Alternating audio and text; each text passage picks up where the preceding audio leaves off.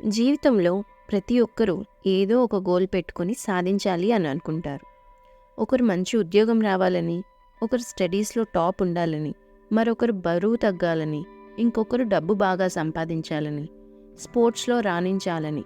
కానీ ఎంతవరకు అందరూ ఇవి సాధించగలుగుతున్నారు? ఇందులో కొంతమంది ప్రయత్నించి చివరి వరకు వెళ్ళి ఓడిపోతున్నారు. ఇంకొందరు ప్రయత్నం సగంలోనే ఆపేస్తారు. మరి విజయం పొందేవారికి, చివరి వరకు వెళ్ళి ఓడిన వారికి ఏంటి ఆ తేడా? ఎక్కడ వస్తుంది వ్యత్యాసం? ఏ లోపం వల్ల ఇలా జరుగుతుంది? జీవితంలో సక్సెస్ అవ్వడానికి మోటివేషన్ అనేది 1% మాత్రమే హెల్ప్ చేస్తుంది. మిగతా 99% మీకు మీరు సొంతంగా నిర్ణయించుకున్న సెల్ఫ్ డిసిప్లిన్పై ఆధారపడి ఉంటుంది. చదువు, ఉద్యోగం, ఆరోగ్యం కోసమే కాదు, చేసే ప్రతి పని కోసం సెల్ఫ్ డిసిప్లైన్డ్గా ఉండాలి. అలా ఉండాలి అంటే దానికోసం 6 నియమాలు పాటించాలి. మొదటిగా, నీ గమ్యాన్ని నువ్వు నిర్దేశించుకోవాలి.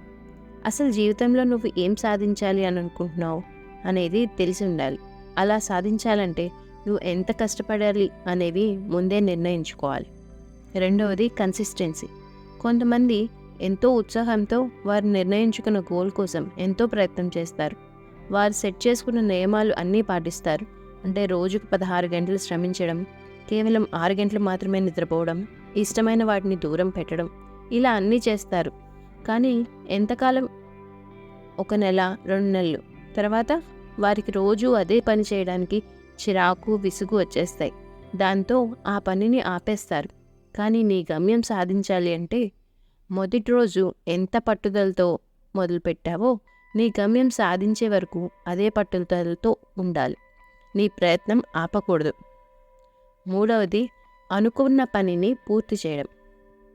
ఏ రోజుకి ఆ రోజు సెట్ చేసుకున్న వర్క్ని అది మన విల్ పవర్తోనే సాధ్యమవుతుంది. పనిని పూర్తి చేయడమే కాదు, మీరు నిర్ణయించుకున్న డెడ్లైన్లో పూర్తి చేయాలి. మనకు నచ్చినా నచ్చకపోయినా ఆ పనిని పూర్తి చేయాలి. దానికి నీకు నువ్వే ప్రేరణ పొందాలి. దానికోసం ప్రణాళికలు సిద్ధం చేసుకోవాలి. నాలుగోది, పదే పదే ఆలోచించకూడదు. నీ గమ్యాన్ని పదే పదే ఆలోచించడం వల్ల ఇంత పెద్ద పనిని నేను సాధించగలనా, ఎలా చేయగలను అలా అనుకోవడం వల్ల మీలో భయం, ఆందోళన మొదలవుతుంది. అలా కాకుండా మీ గమ్యాన్ని చేరుకోవడానికి ఈరోజు మీరు నిర్దేశించుకున్న ప్రణాళిక మీద మాత్రమే దృష్టి పెడితే అది మిమ్మల్ని మీ గమ్యానికి చేరువ చేస్తుంది.